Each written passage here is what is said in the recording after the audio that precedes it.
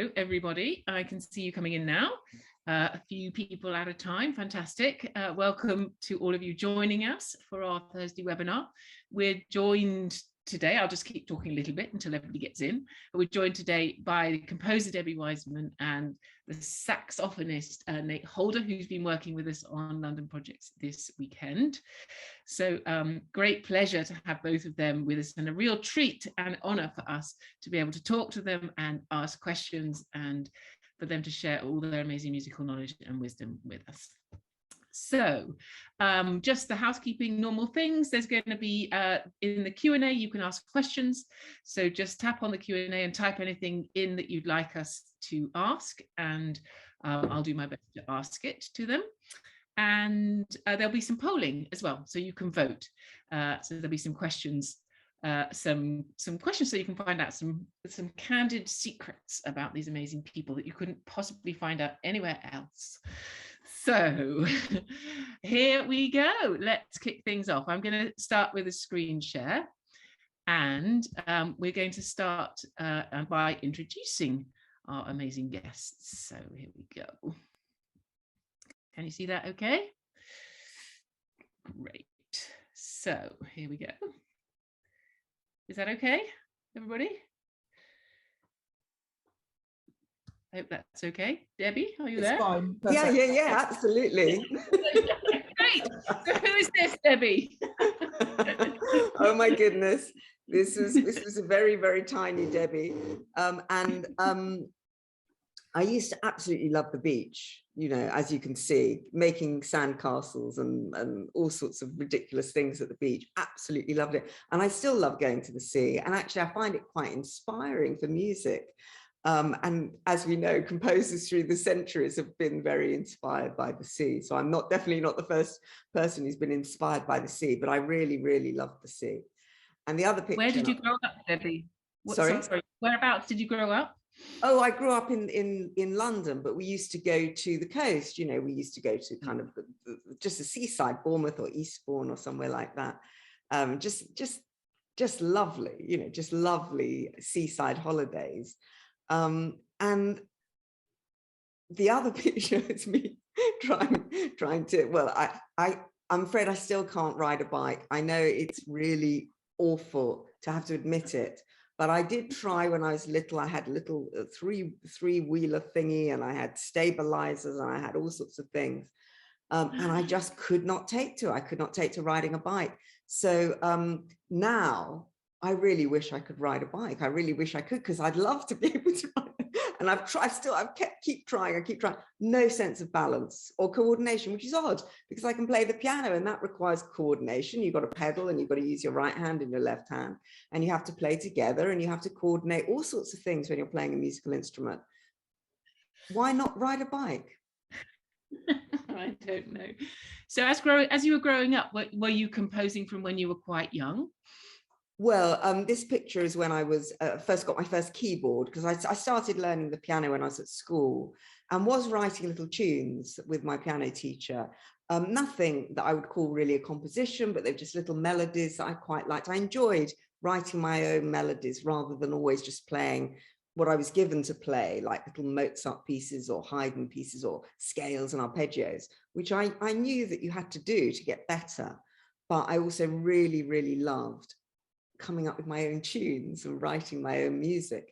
And there in that picture, I was probably at home just tinkling away, just improvising, trying to come up with something. And eventually I became much more interested in the writing than I was in the playing. And it just all sort of started to lead towards that. And here, yeah, in this picture, you can see loads of different stuff that I've done over the years, and some of it was for TV and film. This was obviously much later, much later, when I'd left music college and I started to, you know, begin a career in music, and started writing for films and TV projects and albums and things like that, and shows like Wolf Hall and Dickensian that you can see there, in Lang Girls. These were all TV projects, and albums as well for Classic FM, because I'm currently their composer in residence. So I've been written, there you go, yeah. It was so nice. They have a poll every year. Please, anybody who wants to vote in the poll this year, please vote for Mythos or Wolf Hall or the Glorious Garden. You can vote all the way up to March the 27th. And it's the biggest poll of classical music in the country. And you can vote for your top 3 pieces. And last year, it did, as you can see, it did really, really well. So it's quite a burden, you know, to have to kind of live up to it again. It's like winning a prize, coming first in something, and then the next year, you know, you sort of come 5th or 6th. It's not quite as exciting. So I'm really keen to try and you know, maintain a level here, maintain a level. And there's, yeah, Carnival of the Animals was a commission I got from the CBSO, which is absolutely wonderful. You may have already heard the original Carnival of the Animals, which is the most gorgeous piece. And I was asked to write Carnival of the Endangered Animals and choose 6 of my favorite animals. And there you can see them. You know, there was a panda, there was there was a blue whale, a rhino, all these amazing creatures. And each one had their own personality. The black rhino had a particular personality, and of course the blue whale, which is the one I know that you're playing, was so majestic and fantastic and inspiring, and each one inspired a different piece of music. And it was almost like writing a film score, because I would imagine those animals and I'd imagine the stories that they would tell, and musically try and conjure that up with the orchestra, trying to conjure up the majesty or the playfulness or the speed or the weight of them. They're different characteristics in music. And that was really good fun to try and do that musically. And I like, when I write, to have a picture in my mind. So I'd put pictures like this up on the piano, which you see here. This is where I write at the piano. And I'd put pictures up on the screen or next to my piano manuscript paper, and have them to inspire me so that I could create the picture in my mind and then try and somehow translate that into music. Amazing, fantastic, thank you. And we're playing the Blue Whale with the main orchestra at Easter. So I don't know if any of you who've tuned in are part of our main orchestra. I'm sure you will have seen the music on the website for Debbie's Blue Whale. So over to Nate. Tell us a little bit about you, Nate. Hi everyone, I'm Nate. I do a lot of different things in music. I'm very fortunate to be involved in different projects, and have played different styles of music and traveled around a little bit doing all things music for the last, goodness, maybe 15 years or so. This picture this picture that I'm not the proudest of, but it's okay, is taken in Rome. One of the things that you learn as a musician, as a freelancer, is that you have to promote yourself, right? So I was in Rome and I decided to do I guess a music video or whatever. And so I found a couple of people who recorded me, and this is a still taken from that video that I encourage you not to find online. But I you like know, that this is picture, Nate. I don't think there's anything wrong with it. I think you look really cool. White t-shirt, gorgeous, you know, saxophone. You look so cool. I can't understand why you don't like it. the coolest thing about this picture is that that's the Colosseum behind me. That's the coolest thing about it. Amazing. But yeah, that's like one of those things. Like I said, you have to learn how to, you know, put yourself out there as much as possible as a musician in sometimes. So that was part of that journey of really trying to get out there and you know, hope in the hope that people hear and want to book me to do different things. So yeah, part of my musical journey has been that, you know. And then again, aside from the playing side of things, got involved in music education and really tried to write and think and talk about issues around music education, essentially really trying to help everyone who is involved in music education, from teachers to students, in publishers even, to try and make things better for the next generation, which is all of you, really. Because there are lots of things that I'm sure many of us here, and Debbie, I'm sure you've had to overcome, things that could have been easier, that could have helped you, that weren't there, weren't available, maybe were too expensive. And so I think part of what I do is try in little bits to make information more accessible, and also trying to make sure that more kids can have the opportunities that many of you have. Because there's lots of kids who would love to be in your position, but for different reasons they can't. So the question really is, like, how can we make sure that many kids all over the world really get more opportunities? And as part of that, I write books. So I wrote during lockdown. This is one of the cool things that came out of lockdown, even though it was a really terrible time for many people.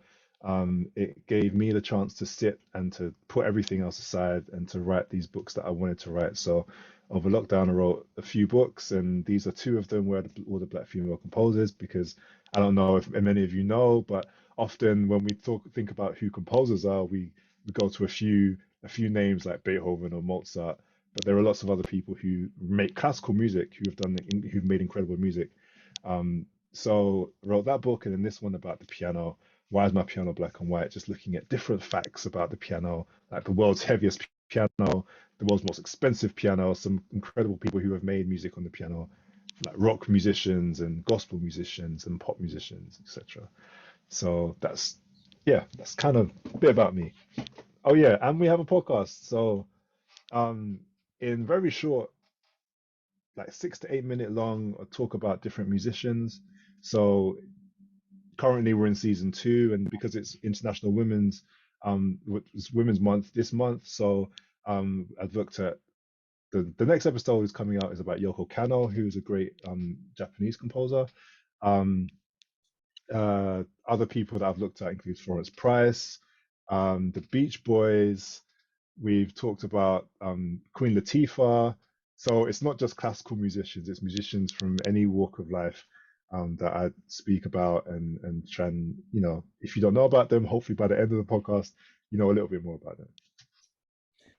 Sorry to interrupt you. And of course, the most exciting thing that's ever happened to you, Nate, is that now you've been a guest artist at the National Children's Orchestras. Yeah, and honestly, all of you, this is something I never thought would ever happen. I never thought I would be involved in an orchestra or anything once I left university. So it was an absolute pleasure. Any of you who were there, it was great to meet you, and it was great to play with you all. And I had a great time, and I really think that, it'd be great if you get opportunities to play with many different people. And I'm just really, really humbled to be one of them now. So thank you for that.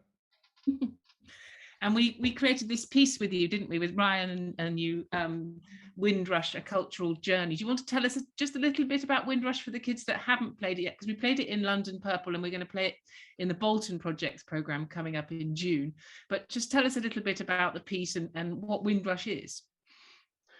Sure. So when I was asked to be a part of this, I thought instead of doing a piece that, maybe everyone knows, I thought it'd be great if we could design something which isn't just fun and inspirational, but also slightly educational as well. So we decided, me and Ryan, and Kath as well, to be fair, we all kind of put our heads together and we came up with this idea of trying to celebrate the Windrush, and the people who were on that ship, SS Empire Windrush, as you can see in the picture, which docked in Tilbury in 1948 on the 22nd of June. And it brought with it 492 people, not just from the Caribbean, but majority of people were coming from the Caribbean, and they came just after World War II to help to rebuild, specifically London, but around the country as well. And so this piece really helped to celebrate the people who came, and I'm descended from, that generation, and there are many others who are as well. So that's how we created the piece, and it went over really well, I think. Yeah, it's awesome. We've got a tiny clip of it here. Let's have a little look. This is London Purple this weekend with Nate.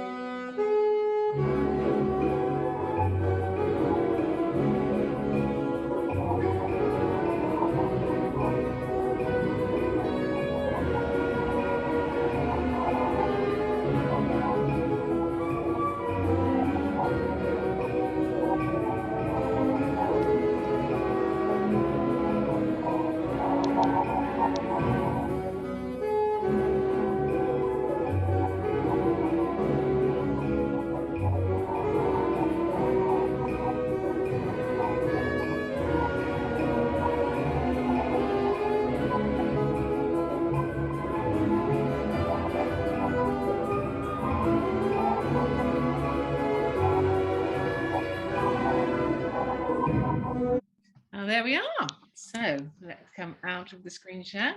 And there you are again. Fantastic. Right, so we have already had some questions. So for you, Debbie, what is your favorite animal? Oh, what's my favorite animal? It's hard, isn't it, to choose one favorite animal because they're all so lovely.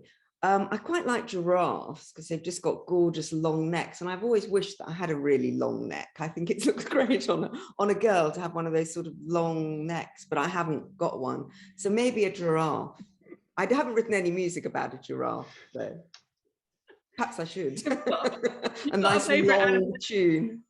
Yeah. You've got a favorite animal, Nate? You know what? I really like cuttlefish. Wow. Because tell us about cuttlefish. I didn't know much about cuttlefish. The cool thing about cuttlefish is that they're masters of camouflage.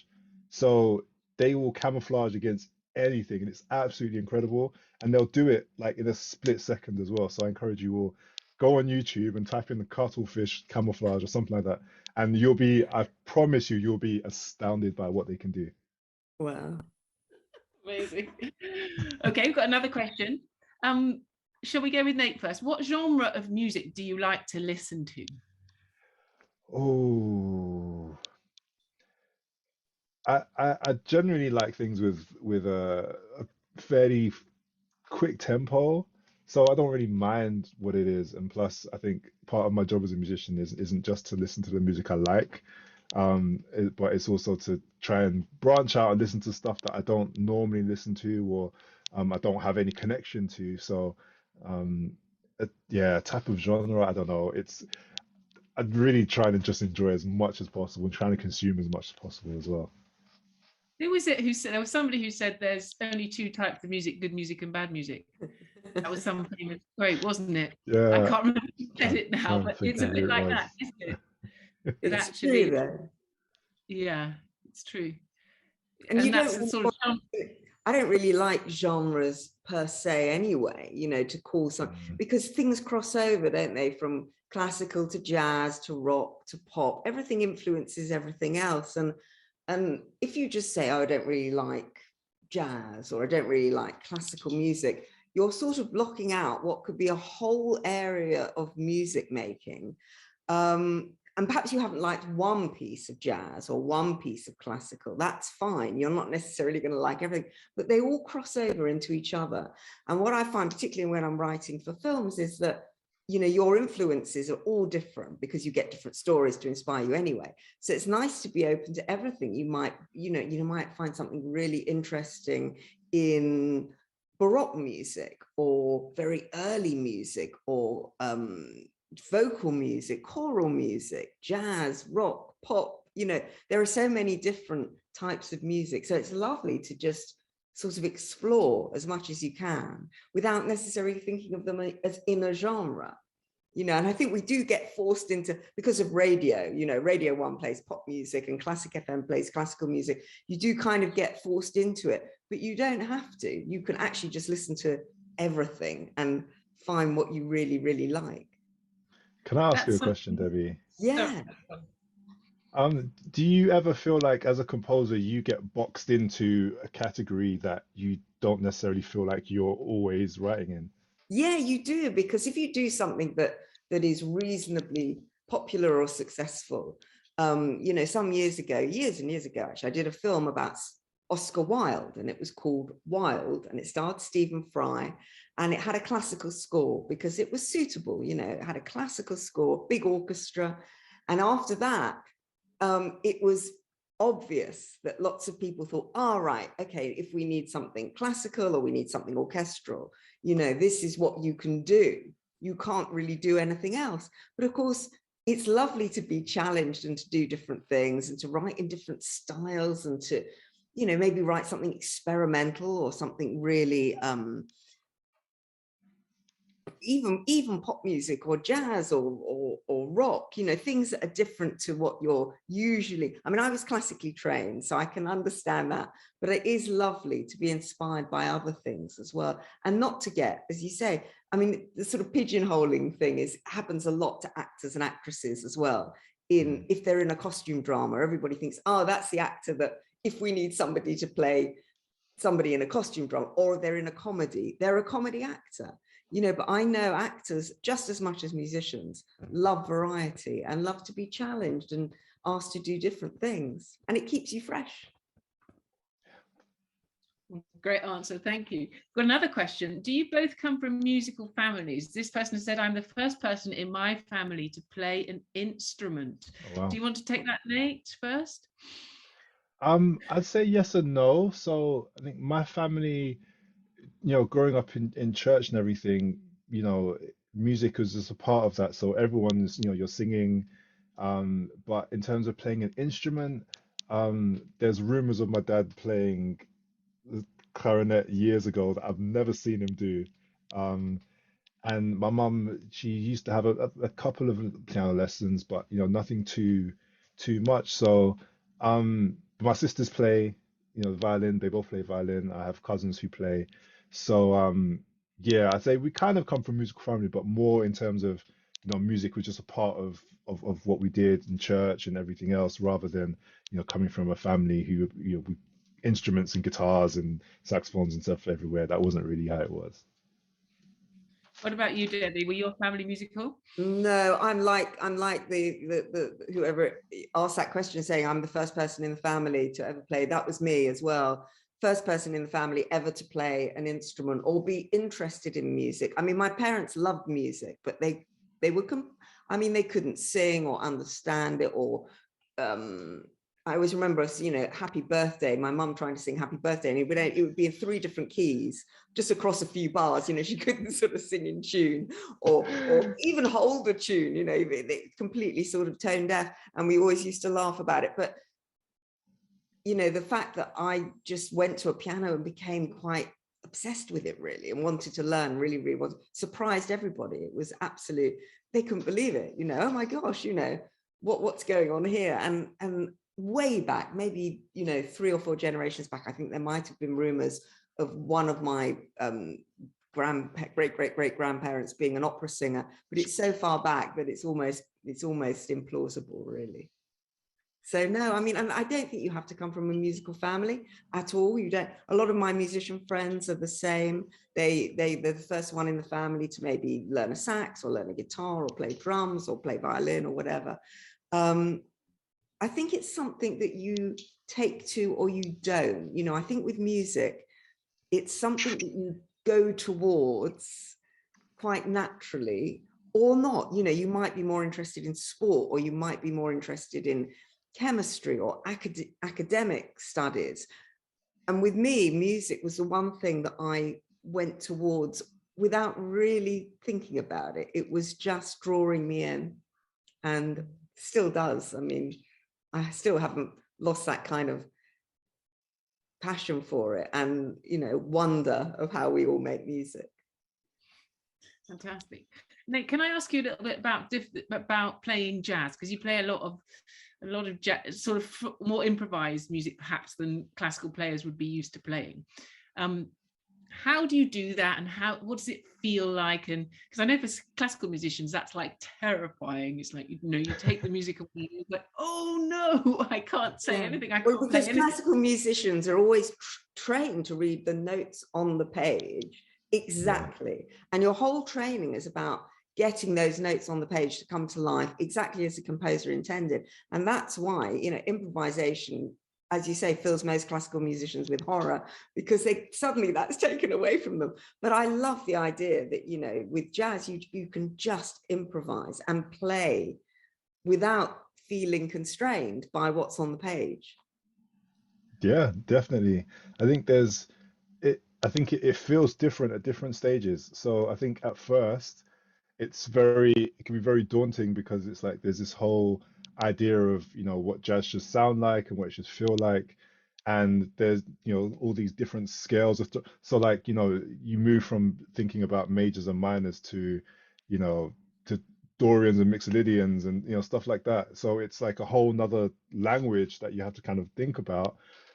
And then I think over time, the more you understand and the more you practice, the more you you listen as well, you start to start to, I guess, assimilate, and you start to figure out, this is how I express myself, and this is how other people express themselves, and this is how, I can take from this person or this person or this person. And so after a while, I guess it's like if you learn another language, it's a very similar process, I think, where it's daunting at first because you don't know any words, and then you start to learn a few words and you start stringing sentences together until you're speaking as you would speak in maybe your mother tongue, without having to think about, okay, this note goes here, this word goes here, and this verb, you have to change this ending and this and this. So yeah, I think it gets easier as time goes on, but then also the more you know, the more you realize you don't know. So you're constantly like, oh my gosh, I need to learn more. So But that's the it's a thing with music, journey. isn't it? Because you can never learn anything and everything, you're constantly learning. And then there are no real rules, actually. You can make your own rules. And that's what makes it so constantly fascinating and interesting. And because it's so unpredictable a lot of the time, especially when you do concerts. Every concert's different, performances are different. If you improvise, every performance will be completely different. And that's what makes it so special. Yeah. Great. Now we've got a poll. It's a poll about Nate. Can you see that okay? Yep. Nate is learning another instrument. Is it the drum kit, the viola, the double bass, the bass guitar, or the sitar? Oh, viola's doing really well. Viola's in the lead. I shouldn't say it. Can you see it? Is it moving for you, or is it just moving for me? Yeah, I can't see it. I can't see it, but I'm sure it's... Well, everybody's voting. I think it's 80% voted so far, counting down. Nearly 90% have voted. Just give it a couple more seconds and we'll see. Oh, it's quite neck and neck, actually. But I'm going to stop it there. People think that you are learning the viola, Nate. Are you learning the viola? If you ever see me near a viola, just take it away from me. Don't. Don't let me close. No, actually, the right answer is bass guitar. That's the right answer. Very cool. Yeah. Very cool. Why are you learning the bass guitar? You know what? It's one thing I realize about music and playing a certain instrument is that oftentimes when you approach it, when you think about practicing it or playing it, it's always coming, not always, but often it comes from a place of, I need to get better at this because I need to get better, if it's for grades, if it's for, just for your own performance and everything. And so I think for me, the bass guitar is an instrument which I have no plans to go and become a great bass player and be gigging and all that kind of stuff and get jobs and stuff like that. It's just an instrument that, I can take and I can play and I can listen to stuff and practice, and there's no pressure. Whereas on saxophone, it's like you don't practice, it's like, oh my gosh, I'm getting worse. On the piano, it's a bit like, if you don't practice, you're not going to understand. But on the bass guitar, I have no pressure. There's no expectations. No one needs to listen to me. If no one ever hears me play, if I never play in public on the bass guitar, it's absolutely fine. It's just for me. So, yeah. Fantastic. Great. I've got a poll about Debbie. Here we go. If Debbie had a superpower, she would like it to be able to look at a room and it tidies itself up, to be able to look in the fridge and it cooks dinner itself, or to be able to get in a car and make it drive to her destination while she does something more interesting. So what do we think she would like? Everybody's voting. Well done, everybody. We've got 70% have voted, and there is a clear winner streaking ahead at the moment. And I'm going to stop it in 3, 2, 1. Great. Let's see. People think, Debbie, that you would like your car to drive you to your destination. Well, as it happens, the right answer is the first one, about looking at a room and making it tidy itself up on its own. Because don't you just think, the whole thing of having to tidy stuff up all the time when it gets messy is just the worst thing, because you tidy it up one day and then sort of 2-3 weeks later it's messy again and you've got to do it all again. And I'm not very tidy, especially I'm quite organized with my music and the sheets of music and the organization of scores and all that stuff. But things like my clothes and all that stuff, tidying up that, tidying up my wardrobes and my clothes, and it just gets left. And I would just love to be able to look at it in a big mess and all my clothes in a heap and everything, all my drawers kind of overspilling with stuff, and just to be able to look at them and then magically everything's tidy and put away and looking nice, and then I'd have some more room. But I don't think I'll ever have that superpower. It reminds me of that scene from Mary Poppins, when she clicks her fingers and all the clothes go back in the drawers and the beds make themselves. And yeah, that would be exactly just to wiggle your nose, and just do that, and automatically it's tidy again, and you've got a gorgeously, organized room, and all your clothes are in place and everything. And it would be amazing. But oh well. Another world. Yeah. A question for you, Nate. Do you have any hobbies, Nate? Oh, I think if I do have a hobby, it's realistically it's going to the gym. I think that's what it is at the moment. I think I'd love to have something else, to be honest, but at the moment that's all. There's only time for that. Yeah. Apart from that, cooking. I enjoy cooking. So. Do you have any other hobbies? Passions, Debbie? I know there's not much time in anybody's lives when you're a musician. No, there isn't. I wish I could cook. I'm a really terrible cook. I just have a really, good way of burning everything, or it just doesn't taste very nice, or it's just kind of boring and bland. I can't seem to just, how some people can just rustle up things from leftovers in the fridge and make something really tasty and enjoyable. All I can do is look at it and just think, now what on earth shall I do with that? So my cooking skills, I'll have to come to yours, Nate, and you have to, cook up something nice. Yeah. Let's do it. I'm suffering here from lack of food. You can play and compose, and I'll cook. Exactly, that would be great.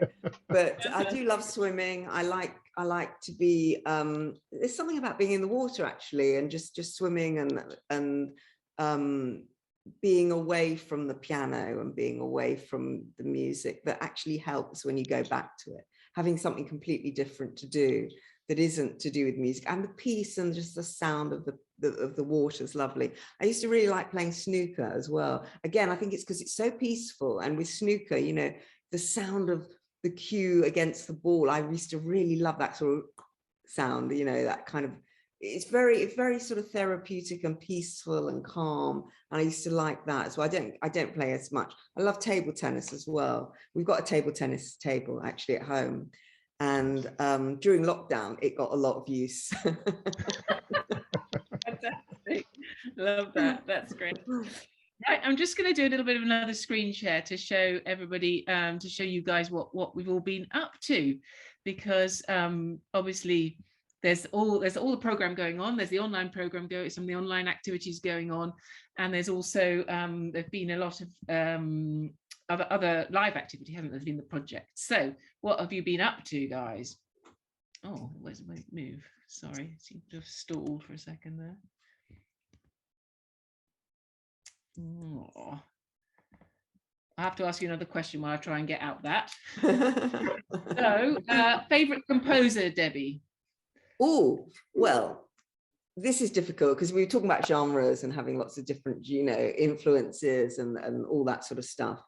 And there was a composer, and you've probably never heard of him, a French composer called Olivier Messian. And when I was at college, I was encouraged to write really quite what I call crunchy music, sort of avant-garde music that would be quite discordant, no tunes, no melodies, very little harmonies. If you played anything in octaves, it was looked at as being, not something you should do. You should be quite experimental. And I found that really hard because I like writing tunes. And then I heard this composer called Olivier Messian, and there's a piece he wrote called the Turanga Lila Symphony. And it's really experimental. It's really out there. It's got lots of different colors, and I really loved it. I surprised myself by really, really loving it. And it was quite influential for me. I mean, the music I write sounds nothing like his, but it was a turning point, because I realized that actually you could write experimental, clashy music, clashy chords, crunchy chords, and still be emotional and create an atmosphere, which he does brilliantly. Do you have a favorite? Do you have a favorite composer, Nate, or is it more just loads of different? I don't know if I have a favorite composer. Yeah, I don't know. I think someone who's spoken to me a lot. I say not literally, but musically, right? I wish, right? Yeah. Is a guy by the name of Marcus Miller, and I think it's because of his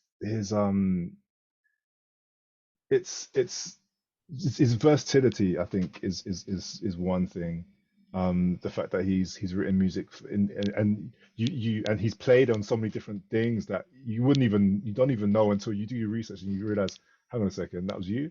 So I think him somehow he's one of my favorite people to listen to and to learn from as well. Yeah. So there's some guys to look up on Naxos or Spotify or however you listen to music. Let's go and have them broaden. Right, I think I've worked this out now. I hope this is going to work better. Is that okay? Can you see that? Mm-hmm.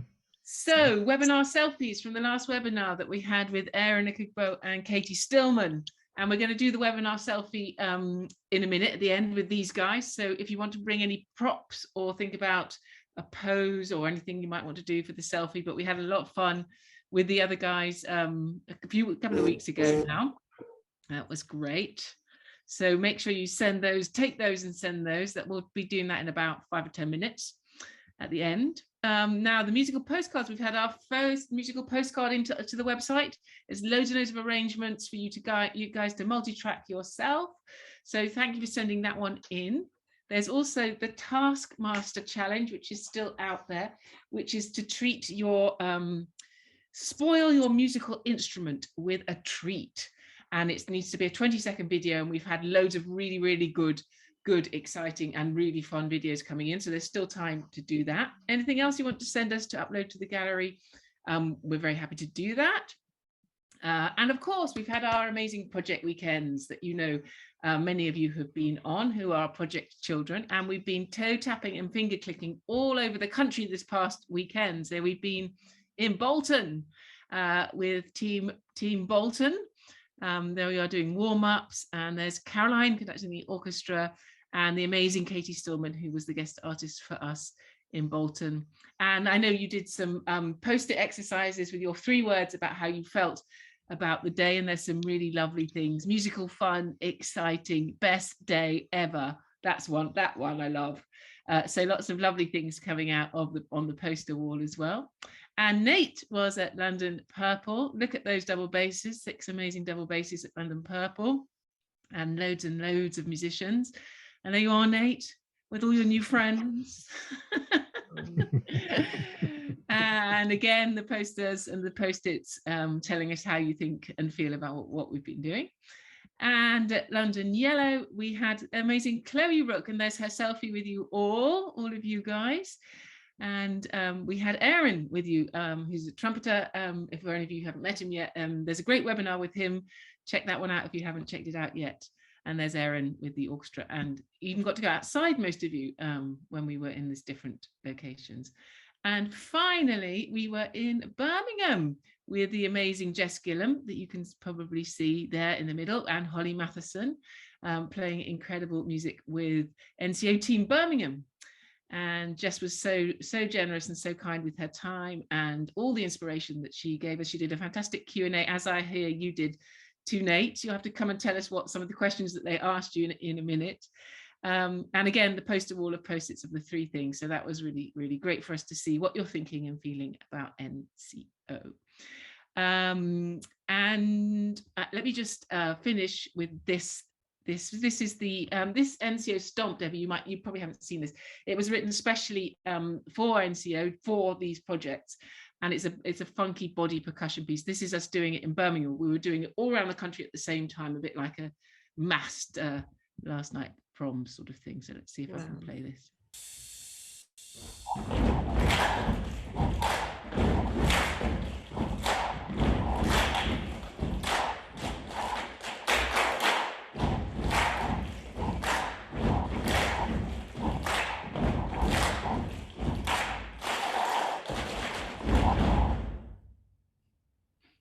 Brilliant.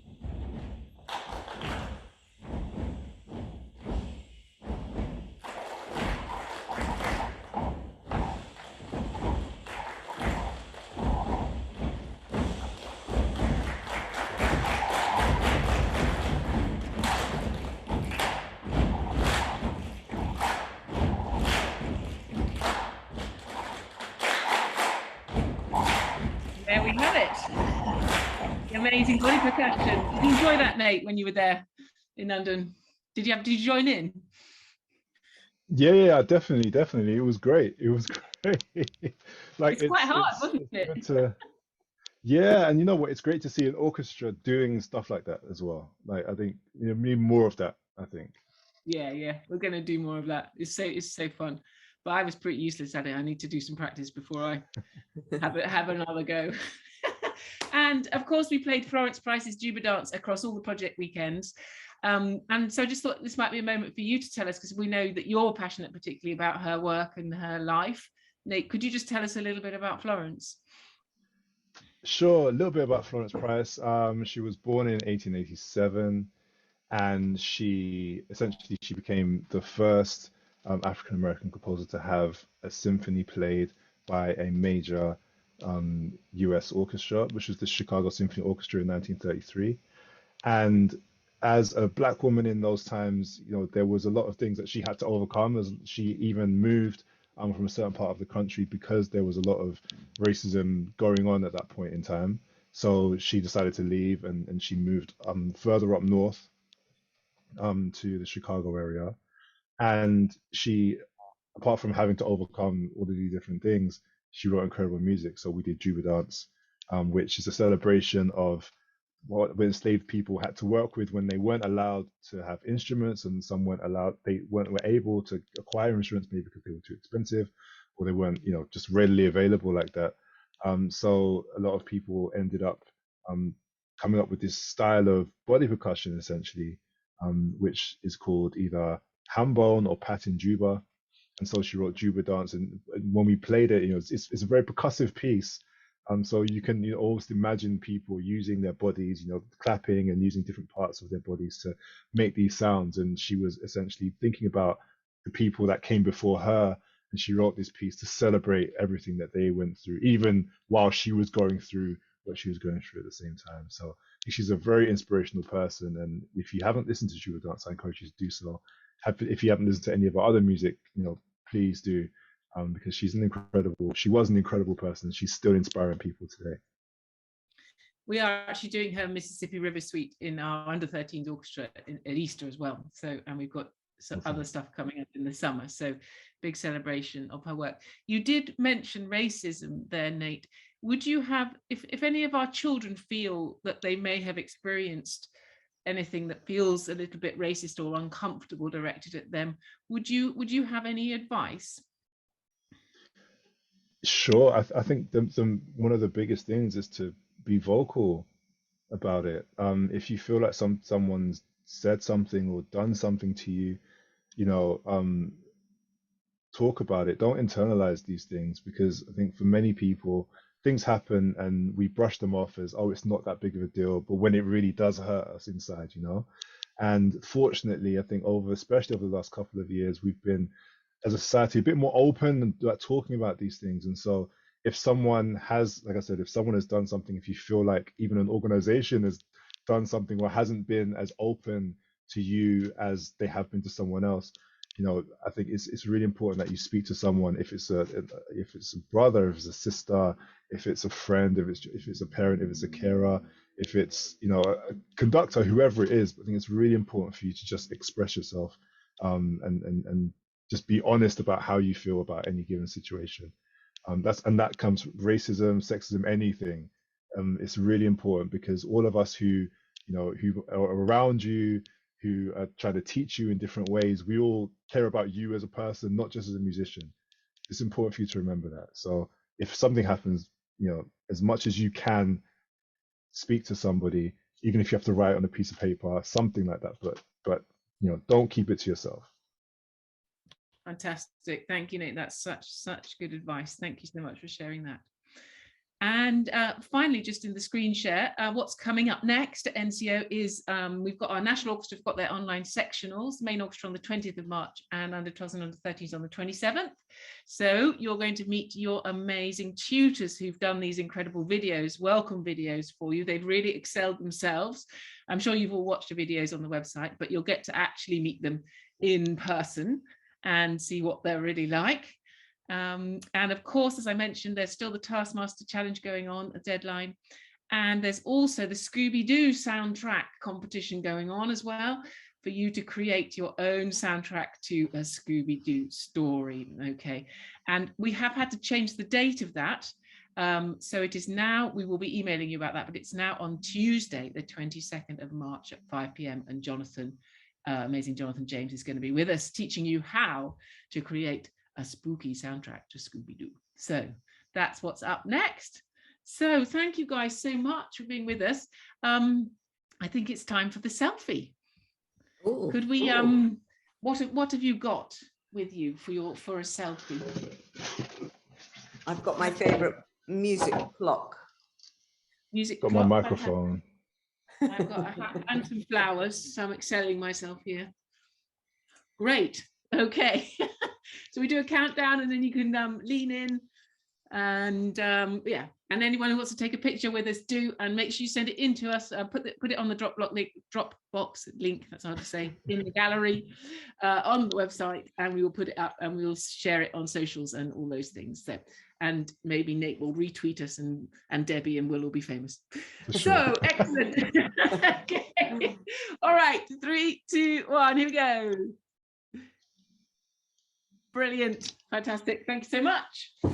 Great. Well, I think it's a wrap. I think we're out of time, but thank you guys so much. Thank you, Nate, for all your work with us on the weekend, and also the Windrush piece, and also the work we're going to be doing in the summer. And Debbie, thank you so much. I didn't say she's actually orchestrated the piece, especially for us to play with our big forces, because it was orchestrated for something different in the first place. So thank you so much for doing that. Oh, and we will make sure that we take recordings and send you the work that we've done, so that you can see how much fun we've had with the massive blue whale. Love. So can't wait. Great. So one tiny last question. What piece of advice would you give your 12-year-old self? Debbie, could you go first? Learn to ride a bike. No.